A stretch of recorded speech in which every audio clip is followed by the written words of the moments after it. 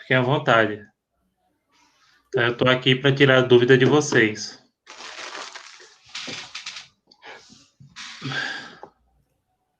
Ô, professor, Pois não, pode falar. nessa questão de número 3, aqui fala dos tratados internacionais e os vícios de consentimento, é pra gente analisar tipo, o que exatamente nela, que eu ainda não entendi. Deixa eu dar uma olhada aqui. Vou pegar essa questão. Você falou a 3, não foi isso? Foi, a dos vícios de consentimento. Qual é o vício de consentimento presente nessa situação aqui, conforme aquela classificação que a gente viu? Porque aqui tem um relato, né? Esse relato fala de Francisco I da França, e eu quero dizer, qual é o vício de consentimento, que vocês expliquem qual é o vício de consentimento que está presente nessa situação retratada e falar um pouco desse vício de consentimento. Lembrando que a resposta não é objetiva, ela tem que ser feita de 5 a 15 linhas. Então, vocês podem indicar qual é o vício de consentimento nessa situação aqui. Inclusive, eu acho que essa situação ela está presente, inclusive, em alguns livros, né? Acho que Acioli, não lembro. Talvez até Moswoli fala dessa situação. Não estou lembrado Entendi. agora porque a gente acaba lendo. Então é isso, entendeu? É porque eu não sabia que tinha os tipos de vício. Mas eu expliquei. Inclusive tem no assunto. Você pode dar uma conferidinha nos slides que lá tem as modalidades de vício. Pronto. Uma coisa que você também pode explicar nessa resposta: o que é que são vícios de consentimento dos tratados internacionais, né? Também é um assunto que você poderia abordar. Uhum. Mas tem que, especificamente, todas essas questões, pessoal, elas têm que ser enfocadas, primeiramente, naquela situação que é trazida. Depois, caso vocês queiram, vocês podem citar o exemplo, por exemplo, colocar algum assunto. No caso, explicar o que são vícios de consentimento dos tratados internacionais também. Pronto, o que é que vocês têm mais de dúvidas? A gente está aqui nesse momento justamente para tirar qualquer dúvida que vocês tenham. Professor, Pois não, pode falar. boa noite, primeiramente. Não é especificamente Boa a noite. respeito da prova, mas a respeito que meu grupo tem um seminário para lhe entregar, filmado, gravado. Uhum. E daí a nossa gravação deu 13 minutos. Haveria possibilidade ou não? Veja só, o melhor é que vocês reduzam, porque como a gente estabeleceu um limite de 8 a 12, inclusive eu recebi de um grupo agora de 12 minutos, de outra turma, acho que foi de uma turma de direito. Eu posso, eventualmente, não estou dizendo que eu vou fazer isso, também eu quero analisar as coisas no caso concreto. Mas isso pode levar a gente até a descontar um pouquinho da pontuação, entendeu? Dependendo do que foi Uhum. feito, porque aí entende que o aluno.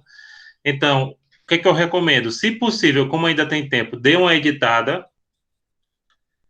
ou fica sujeito a isso. Claro, eu não estou dizendo que eu vou, por exemplo, tirar mais da metade dos pontos, não sei, depende do contexto, depende do que a gente vai analisar. O que eu posso lhe garantir é que eu vou analisar, mas seria interessante você já respeitar os limites, respeitar essa parte formal, porque ela é estabelecida, né, justamente para que tenha um critério mínimo e máximo de tempo, até porque não esqueçam o seguinte, eu tenho muitas turmas, né, aí cada turma eu estabeleci esse limite justamente para que eu possa corrigir isso o mais rápido possível, né, porque eu vou ter que assistir todos os vídeos do início ao fim.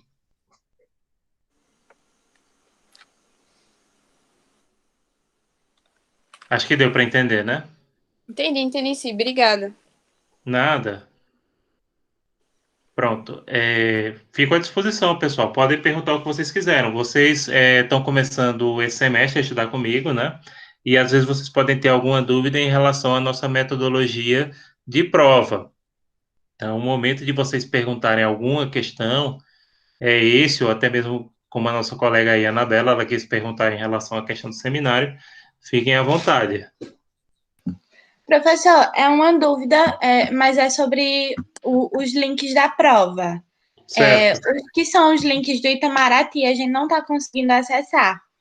E aí eu pesquisei um, né? Só que eu não consegui ter acesso ao tratado. inteiro que eles Deixa eu dar uma disponibilizam. olhada aqui, porque qualquer coisa eu posto ele aqui. Tá bom. Eu tô achando estranho isso de não ter. Deixa eu olhar aqui. Tem o Itamaraty, tem questão sobre. Tem link. Ah, tô vendo aqui. Você está falando esse tratado aqui dos Países Baixos com. Na questão 2 e na questão 5 tem esse Pronto, eu probleminha. vou ver se eu consigo abrir. Caso eu consiga, eu vou postar aqui. E Teria aí, de ir se lá. possível, se o senhor conseguir abrir o link do tratado, no caso, que é o do texto mesmo, do tratado detalhado, Certo. do acordo detalhado. Aparentemente, realmente está dando um problema com os links. Isso. Mas isso aí foi erro lá da própria página do Itamaraty. Mas eu vou Uhum. tentar aqui abrir e já posto aqui para vocês. Ok. Obrigada. Só um minutinho. Uhum. Ixi, eu acho que é o Itamaraty quem está com problema, né? Eu consegui entrar na matéria, né? Mas aí os links de detalhamento do acordo eu não consegui. Tem outro lugar que eu posso ver o detalhamento? Tem. Só um minuto.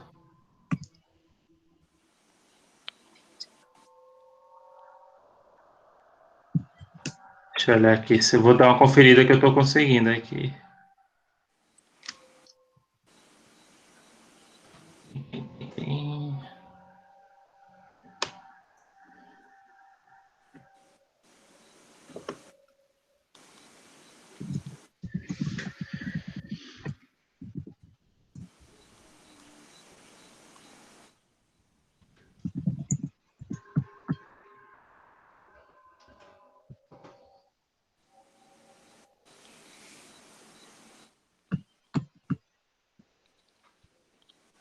Agora, por que que não está aparecendo na plataforma Concórdia? Deixa eu dar uma olhada aqui. Eu acho que foi alguma falha da plataforma Concórdia.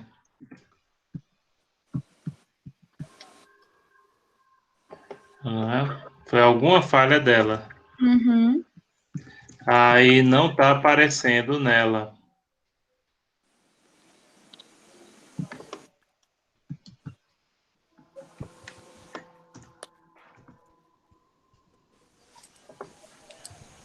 Isso é bem estranho, não é normal. Isso aí foi alguma falha que eles estão tendo. Realmente não estou conseguindo, viu? Sim. Não estou conseguindo por falha deles. Agora, deixa eu dar uma olhada aqui. Pelo texto. Certo. Pelo texto dá para dizer se é multilateral ou bilateral. Dá Sim. para dizer se é contrato ou normativo. A única coisa que não dá para dizer nele, exclusivamente nele, é se ele é permanente ou temporário. Era Aí o exatamente que é que eu isso que eu queria recomendo? saber. Tenta dar uma olhada. Tenta dar uma olhada amanhã. Caso você não consiga achar mais em relação a essa questão. Uhum. Aliás, permanente ou temporário dá. O que não dá para dizer é se é só um acordo executivo. Tá, ok. Por quê? Aqui está falando especificamente da duração e da denúncia, entendeu? Sim. Aí dá para dizer se é permanente ou temporário pelo texto. Não dá para dizer se é um acordo meramente executivo. Entendi. Entendeu? Tá bom. Obrigada. Nada. Isso foi uma falha do Itamaraty. É interessante eles terem caído o link deles. E vou ver, inclusive, se dá para a gente ver. Ah, eu acho que eu estou vendo aqui. Pera ainda, qualquer coisa eu já posto.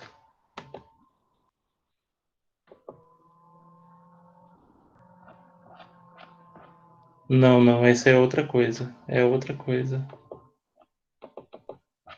Não, só consegue ir lá no site Itamaraty. Realmente, eu consigo achar outros, mas não consigo achar esse. E vamos olhar o segundo, qual era a outra questão? Deixa eu olhar aqui.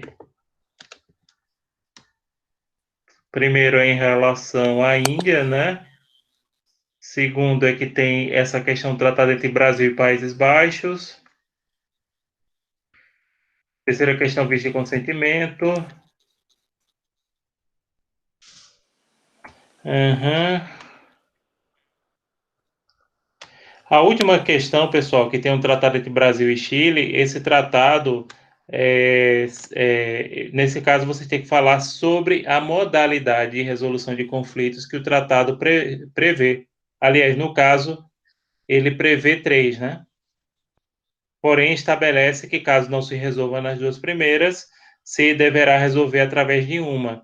Então, vocês poderiam explicar, nesse caso, o que seria cada uma delas, e, posteriormente, aí vocês falarem que o tratado diz, caso essas 2 aqui não resolvam o problema, fica essa terceira. Pronto, o que a gente tem mais de questões, vocês? Estou à disposição, gente. Podem perguntar qualquer coisa. Ô, professor, eu tenho uma Certo? dúvida. Pode perguntar. Se ocorre de alguns países eles aderirem o monismo e o dualismo simultaneamente, ou se são casos realmente totalmente distintos e que não podem ser enquadrados na mesma situação. Eu entendo que são casos distintos que não podem ser enquadrados na mesma situação. Porém, inclusive Mausoli fala de uma situação aí que fugiria um pouco da regra. A Itália, a maioria dos doutrinadores internos, porque um dos criadores do dualismo era italiano, diz que a Itália é dualista, mas na prática a Itália é monista. Inclusive a legislação italiana acaba sendo destacadamente monista. E também não teria como a Itália fazer parte da União Europeia sendo dualista, principalmente em relação à questão do direito comunitário europeu. Então, concretamente, realmente cada país tende a ir para um caso ou outro. Porém, no caso da questão de vocês, é sobre Índia, né? Aqui, considerem o que está sendo trazido aqui na questão. Tá? E, pelo que eu estou vendo aqui, não tem muita dúvida, não.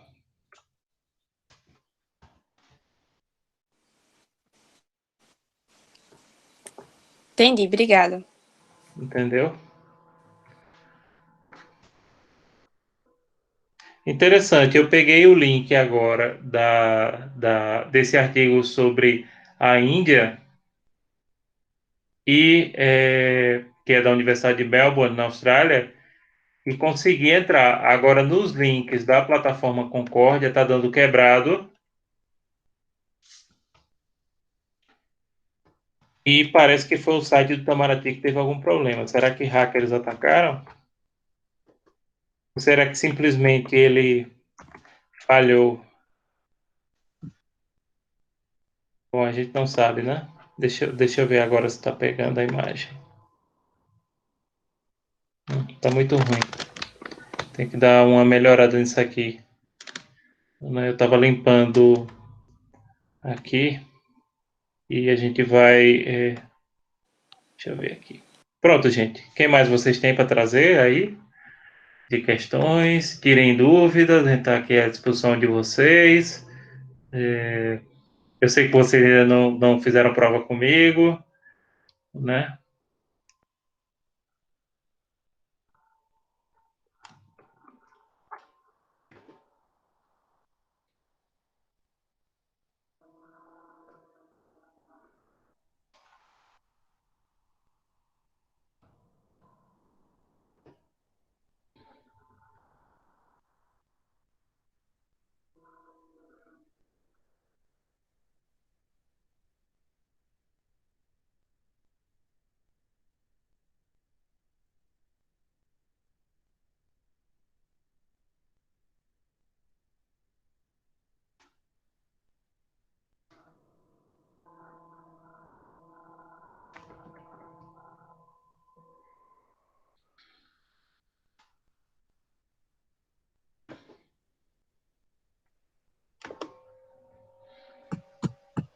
Professor, sobre a questão 5, Pois não. que é sobre o ponto 6, conflitos internacionais. A gente iria apresentar as soluções, no caso? No caso, é para vocês indicarem quais as soluções de controvérsia são trazidas nesse artigo 25 do Acordo de Cooperação e Facilitação de Investimentos da República Federativa do Brasil e República do Chile. Quais são as formas que são trazidas, né? E falar um pouquinho de cada uma delas. É isso basicamente que eu quero. Que aí há três formas são mencionadas, né? Consultas, negociações diretas e arbitragem. Então, vocês teriam que falar um pouquinho de cada uma delas, né? E informar que o tratado ele adota 3 formas de resolução de conflitos. Sim, Matheus, na verdade não. Por quê?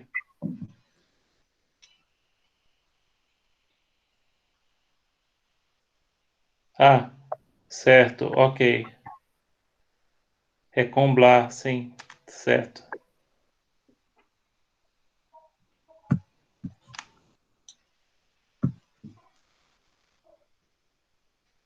Nicole, nem essa regra tem exceções, viu? Nem todos os países de civil law são monistas. Vamos dizer que a maioria deles. Bia, entendi, agora entendi, Matheus. Então, nem todos os países que adotam civil law são monistas, e nem todos os países que adotam common law são dualistas. Isso é uma regra geral, tá? Mas tem uma porção de exceções, muito grande é o número de exceção. Posso. Os Estados Unidos, por exemplo, ele é monista, mas ele adota common law. Porque como vocês acho que já sabem, os países de sistema de common law são aqueles países de tradição anglo-saxônica, basicamente o Reino Unido e suas ex-colônias. Eles tendem a ser dualistas, mas nem todos são dualistas. E pronto, o Reino Unido é um país que claramente a legislação é dualista, porém, em relação a determinadas normas da União Europeia, elas entravam em vigor sem precisar de passar por um procedimento de incorporação. Porém, agora, como eles saíram da União Europeia através do Brexit, então eles voltam à normalidade.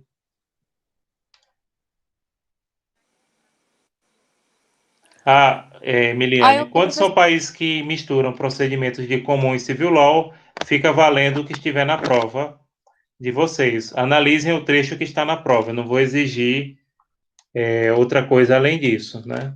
Então, por exemplo, na prova de vocês, que está falando um pouco do sistema indiano, aquele trecho que eu coloquei ali, dá a entender e justifiquem por quê.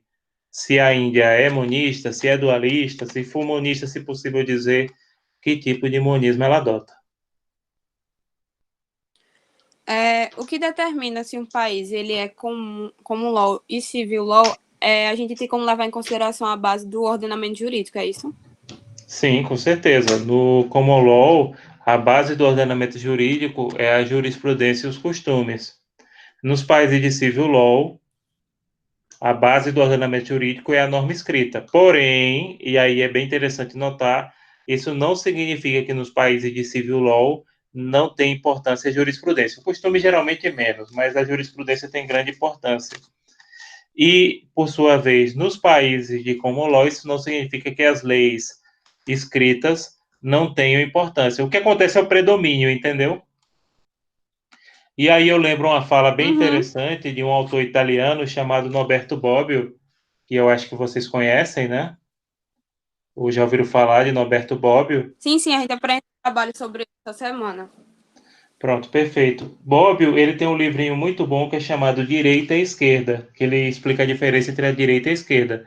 Ele diz o seguinte: quem está na esquerda está mais preocupado com a igualdade. E quem está na direita está mais preocupado com a questão da liberdade individual. Ele diz, por outro lado, isso não significa que todas as pessoas de esquerda não valorizem a liberdade individual, isso não significa também que todas as pessoas de direita não valorizem a igualdade, né? Então, em relação a civil law e a common law, é isso.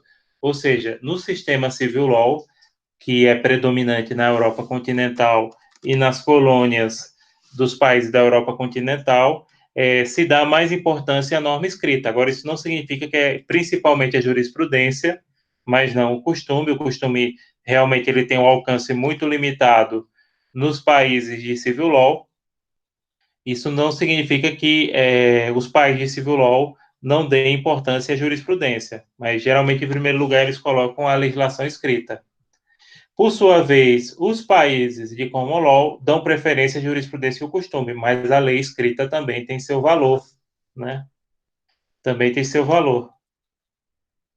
César está pedindo para explicar a quarta questão. Vamos ver aqui, César. Essa quarta questão, pessoal, de vocês, eu quero que vocês mostrem a modalidade de extinção do Estado presente aqui, porque é uma situação que retrata o quê? O Império Austro-Húngaro. Então, a dissolução do Império Austro-Húngaro. Pronto, vou ser bem específico. A dissolução do Império Austro-Húngaro, ela pode ser classificada em qual modalidade de extinção? Claro, tem que explicar por quê. Não é porque o cerne da questão é justamente o fim do Império Austro-Húngaro. Que aqui fala, né? Deixa eu ler aqui. Em 28 de junho de 1914, o arquiduque Francisco Ferdinando, herdeiro do trono austro-húngaro, foi assassinado em Sarajevo, capital da Bósnia, região que fazia parte do Império. O assassino era um bósnio de origem sérvia. A Áustria declarou guerra à Sérvia. Outros países entraram no conflito, dando início à Primeira Guerra Mundial, 1914 e 1918. A Áustria foi derrotada. Após a guerra, os vários povos que integravam o Império Austro-Húngaro proclamaram independência. A Áustria e a Hungria se tornaram países separados. O último imperador Habsburgo, Carlos I, morreu no exílio. Então, aqui é dissolução do Império Austro-Húngaro. Que modalidade de extinção do Estado é essa? Né? E falar um pouquinho também sobre extinção, até porque não esqueçam, sempre respondam entre 5 e 15 linhas.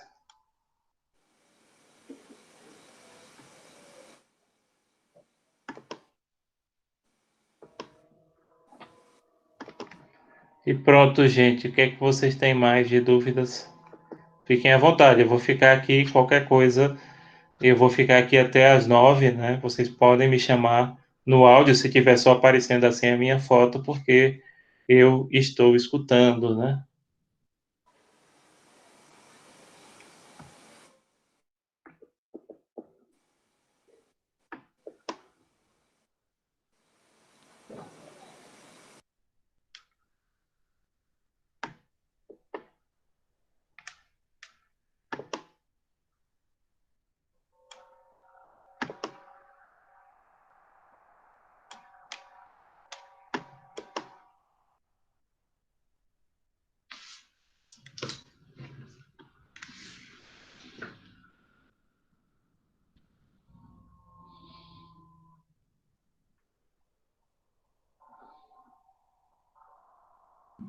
Professor, Pode falar, estou escutando.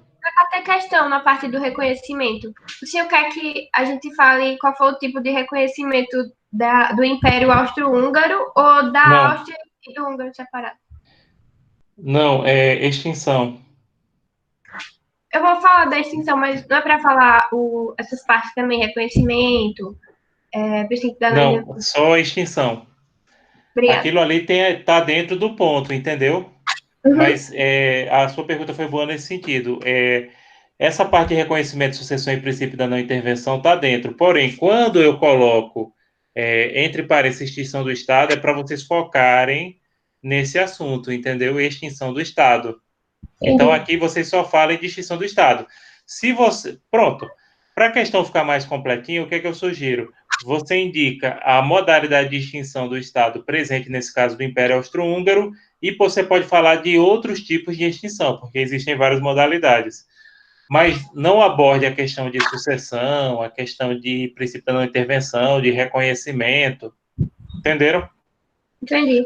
Repare que boa parte das questões indicam o assunto focado, porque você tem um ponto tem vários assuntos, né? Por exemplo, na primeira questão, essa indicação tem que ser feita em relação ao monismo e dualismo. Na segunda questão, em relação à classificação e espécies de tratados, né? Na terceira questão, tem a ver com vícios de consentimento. Na quarta questão, que a gente está falando agora, extinção do Estado, e na última, soluções diplomáticas dos conflitos internacionais. Ok. Certo? Sempre foquem nisso, porque senão aí fica muito disperso.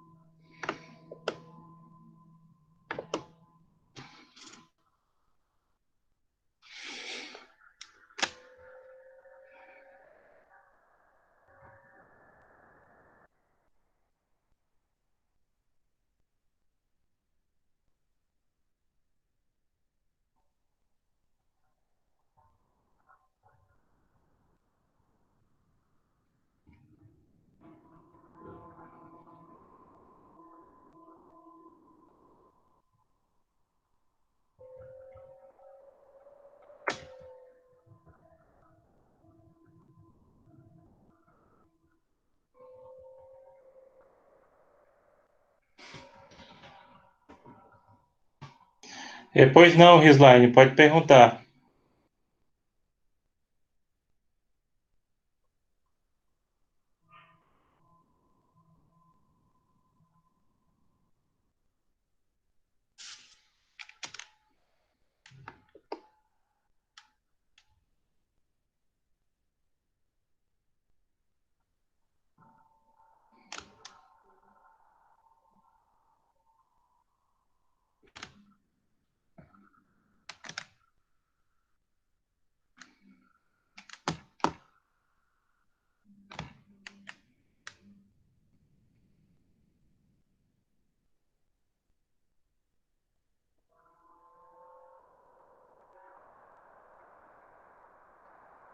Certo, Nicole está pedindo aqui para falar mais sobre classificação em espécies do ponto 4. Essa questão do ponto 4 dá para a gente dizer basicamente três coisas. A única coisa que aí realmente só acessando no link, mas como a gente já falou aqui, a plataforma do Ministério das Relações Exteriores está fora do ar, não sei por quê. Dá para dizer se ele é bilateral ou multilateral. Claro, tem que justificar por quê, né? Dá para dizer se ele é um acordo normativo ou um acordo contrato, e dá para dizer se ele é permanente ou se ele é provisório. Esse tratado trazido no ponto 4, né, que é um tratado entre o Brasil e os Países Baixos sobre serviços aéreos, né, acordo sobre serviços aéreos entre a República Federativa do Brasil e o Reino dos Países Baixos 2019.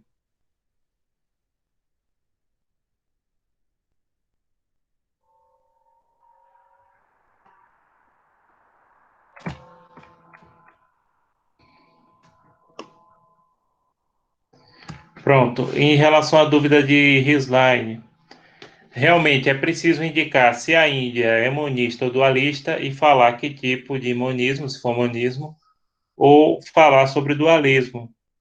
Entenderam? Então, basicamente com base, redundância, com base nas informações que são trazidas na prova, e inclusive vocês podem acessar o artigo original da Universidade de Melbourne, eu acessei agora, está funcionando, porque eu pensei, será que todos os links que eu coloquei nessa prova estão quebrados? Não, é só do Itamaraty e não sei por quê. Talvez tenha dado um problema lá no site do Ministério, nos servidores, não está tendo acesso. Mas é isso mesmo, é você indicar se a Índia é monista ou dualista, está disponível em inglês, e ainda bem que vocês de RI têm um bom domínio de inglês, né, que conseguem ler. O texto é bem simples, o texto lá da Universidade de Melbourne falando um pouco da legislação indiana, né, é interessante notar algumas coisas que tem lá, mas assim, eu acho, na minha opinião, e claro, nesse caso aqui eu sou professor, que ali está bem claro.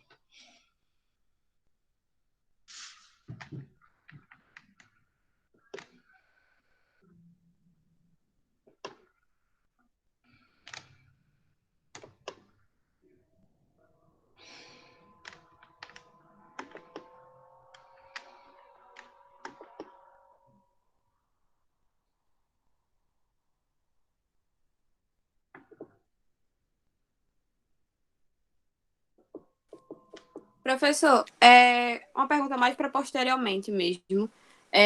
Depois de todo mundo enviar as provas, o senhor teria como respondê-las para a gente, sei lá, por vídeo Tem, chamado? no próximo encontro, tem. Aí a gente vai ver quando é que vai ficar. Acho que daqui a 15 dias, né? Eu faço isso já, viu? A gente já tem esse costume, essa prática de comentar cada questão e explicar o que é que a gente colocaria de cada questão, né? O que é que seria o correto de cada uma delas. Então a gente já pode até combinar isso. Daqui a 15 dias, daqui para lá eu já vou ter. Pronto, eu quero combinar duas coisas com vocês agora. Aproveitar que tem a maioria da turma está online. Primeiramente, quem perder essa prova não, esse exercício, mesmo que se atrase um pouquinho, viu? Porque eu não sei se vocês já ouviram falar que eu sou meio britânico nesse sentido de prazo, né? Então, quem perdeu o prazo, que são 24 horas para você responder em duas questões de no máximo 15 linhas, quem perdeu o prazo mesmo por pouco tempo, aí vai ter que fazer outro exercício. Eu vou dar a oportunidade, mas vai ter que fazer outro exercício. Eu tinha colocado que eu ia dar essa oportunidade, mas na verdade seria para as turmas, mais para as turmas que fizeram no começo da semana. Para vocês fica um pouco sem sentido eu colocar. Acho que eu tinha colocado para ficar disponibilizado de domingo para segunda, né? Então, se algum de vocês, porventura, perder, espero que não percam esse exercício, ele fica disponível de segunda para terça. Depois eu vou ajustar lá. Agora, vai ser outro. E também não tem escolha de questões, porque a vantagem de vocês fazerem esse agora é porque vocês vão poder escolher várias questões. Ali eu só vou colocar ponto 2 e colocar o ponto 2 e o 4, né? Para quem perder. Então não tem escolha de questão. Você tem que fazer a questão que eu der. Então, esse é o primeiro aspecto. O segundo aspecto é que, de fato, no nosso próximo encontro, daqui a 15 dias, tudo indica que vai ser online. Dia 17, a tendência é que você prorrogue, como vocês sabem. Eu duvido que volte pelo menos as escolas e as instituições. Eu acho que, se duvidar, a gente vai ficar todo mês de abril nessa sistemática. Então, dia 17, eu me comprometo que a primeira coisa que eu faço com vocês é explicar o conteúdo da prova, enfocando na resposta, tá? Então, tá combinado, né? E quem perder esse exercício, não conseguir, der algum prego, etc., atrasar a entrega, pode fazer outro, mas somente com duas questões de segunda para terça. Aí, se perdeu de segunda para terça, aí só Deus na causa, fica para a gente resolver só depois que a gente voltar com as aulas normais dentro da instituição. Tá certo? Então, tentem fazer, gente, dentro do prazo, tá? Porque aí já Ok. facilita o lado de vocês e o meu também. Mas assim, eu vou disponibilizar, porque a gente tem que dar oportunidade, porque às vezes pode ter realmente algum problema. E como esse exercício vai ficar mais de 24 horas, vai ficar 24 horas lá, então dá tempo suficiente para vocês responderem satisfatoriamente.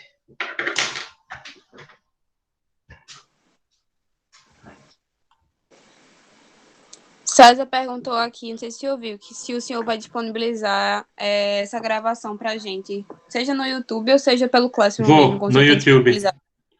No YouTube. Certo, aí o senhor manda o link pra gente pelo Classroom? Mando, assim que terminar, depois das 9 horas, acho que é antes de 10, porque não sei se vocês sabem, o YouTube demora um pouquinho para processar os vídeos, né? Mas antes de 10 horas eu já tenho postado no YouTube. esse vídeo. Inclusive, vocês podem rever as dúvidas que vocês têm durante o momento que vocês estão fazendo. Eu prefiro colocar no YouTube porque o YouTube ele tem um sistema que facilita a reprodução de vídeo, né? Mais do que, por exemplo, se eu fizesse simplesmente o upload aqui diretamente do, do Google Drive. Do Google Meet. Do Google Meet. Então eu baixo o vídeo e salvo lá. Geralmente não demora muito não, mas vai uma meia hora para isso, porque ele ainda o Google Meet manda para mim, aí depois de mandar para mim eu faço o upload no YouTube. Lá no YouTube eles colocam no sistema de reprodução padrão, 10, 15 minutos mais ou menos, dependendo do tamanho do vídeo, porque esses vídeos acabam sendo grandes, né? Acabam tendo uma hora e pouquinho.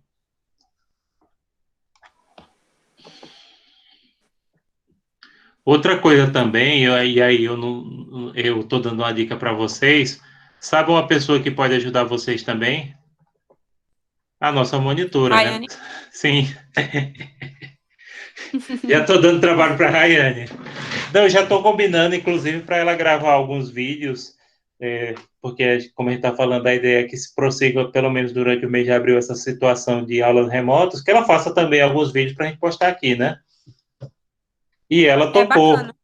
Ela topou, ela é uma pessoa muito disponível e tem boa vontade. E a monitoria é interessante porque é esse momento que dá a oportunidade aos nossos estudantes para despertar a vocação acadêmica. E eu sempre incentivo, porque eu também fui monitor, né? Eu fui monitor uns 2, 3 anos, eu acho que eu fui monitor uns 3 anos, né, ser professor, e aí você vê se você tem vocação acadêmica ou não. Então, por isso que eu sempre dou esse apoio, sempre gosto, sempre abro espaço para monitoria. Então, já estou combinando com ela, inclusive acho que ela mandou um e-mail. Vou até respondê-lo também já já.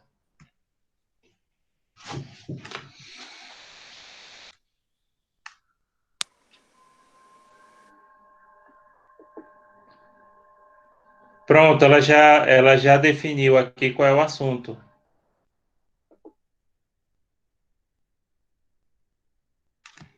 Ela já definiu aqui qual é o assunto que ela vai falar com vocês, do ponto 9 sobre território. Então, ela vai gravar um videozinho, seja no Google Meet, ou seja, através de slides, aí fica à vontade e vai postar aqui.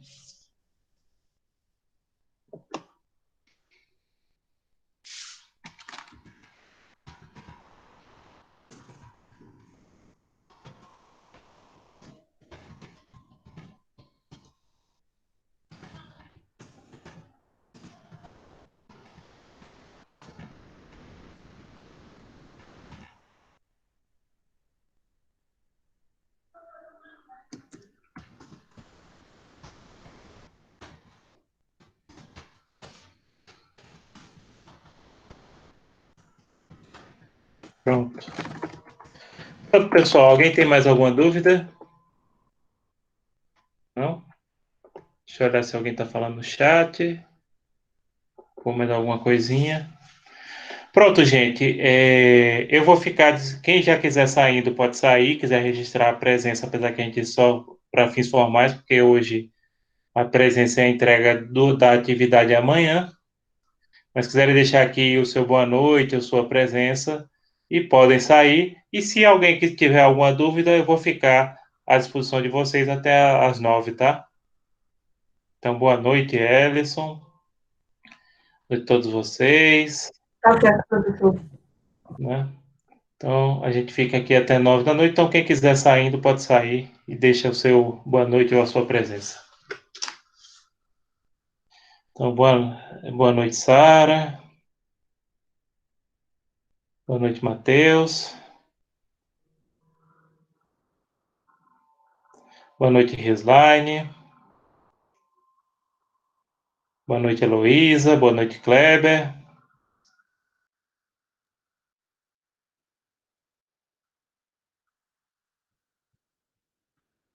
Boa noite, Beatriz.